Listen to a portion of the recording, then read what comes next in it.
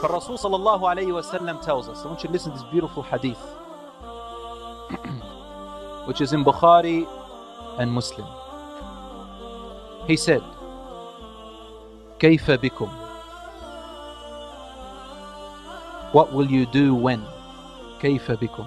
What will you do when? Iraq,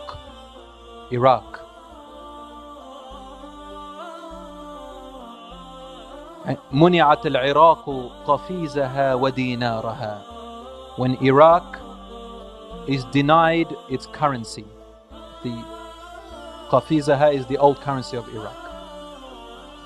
What will be your state and what will you do when Asham, when its currency is denied?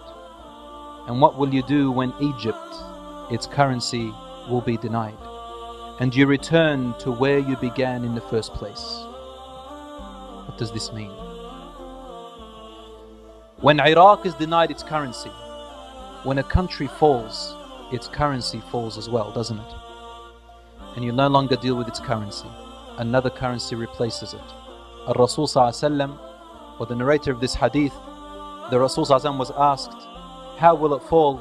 And he said, by foreign intervention. Foreign intervention, al-ajam. So Iraq's currency will fall by the invasion, and another currency will replace it. Then, after that, he placed it in sequence. Asham's currency will be denied. So Asham as a nation will fall. Again, another currency will replace soon, and it has to be by a foreign intervention. Currently, we see only one part of it, inside. It's a bigger picture than what you think. Yes, this is one part of it. Yes, there are oppressors. There is an oppressor in there. Yes, there are oppressors. Yes, it is there. However, it is it is one of the rocks, one of the plots within the bigger plan. Then Rasul ﷺ said, after Asham, he mentioned Misr, Egypt. You think it's over for Egypt right now? According to this hadith, which is in Bukhari and Muslim, something else is coming up. When the currency of a nation falls, it means that the country itself falls and there is an invasion. As Rasul ﷺ mentioned over here. It's not happened to Egypt yet. But this seems like the sequence that Rasul ﷺ is informing us about it. He also said in another narration, this hadith by Abu Huraira, تُنْتَهَكُ ذِمَّةَ اللَّهِ وَذِمَّةَ رَسُولِهِ.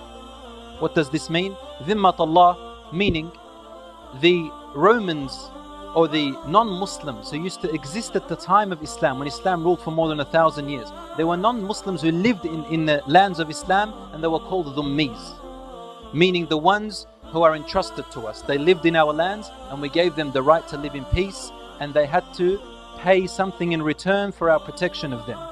But not the Muslims. Muslims pay zakat. They had to pay this thing called jizya, which means that will protect you, provide you. Today they say tax, we call it jizya for the non-Muslims who live among us. Only this is a type of agreement. When this, he said, the people who used to do this before, they will no longer do it anymore, meaning they will be overpowering you. And these are the types of people who will invade you. Now these are the facts, and we see it today. What has happened to Iraq is not something that anyone can deny.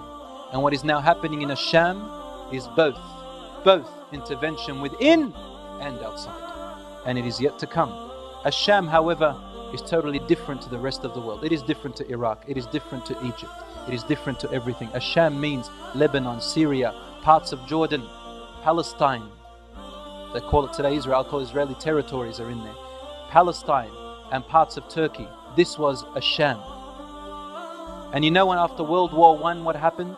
They divided Asham. They concentrated on Asham to divide it into different states, each one with a flag. And they turned the Arabs and Turks against each other because we were once one nation. It was called the last Khilafah al-Uthmaniyya, because we became materialistic and our pride of lineage and our pride of nationalism and our pride of racism crept into us. This was the best way to plot and plan to break us apart. Until today, look at us in misery, فالرسول صلى الله عليه وسلم said, اتركوها فإنها منتنة. Leave it alone, for it is a stinking carcass. It cannot bring anything but misery, unhappiness and stench. This is what's happening to us today.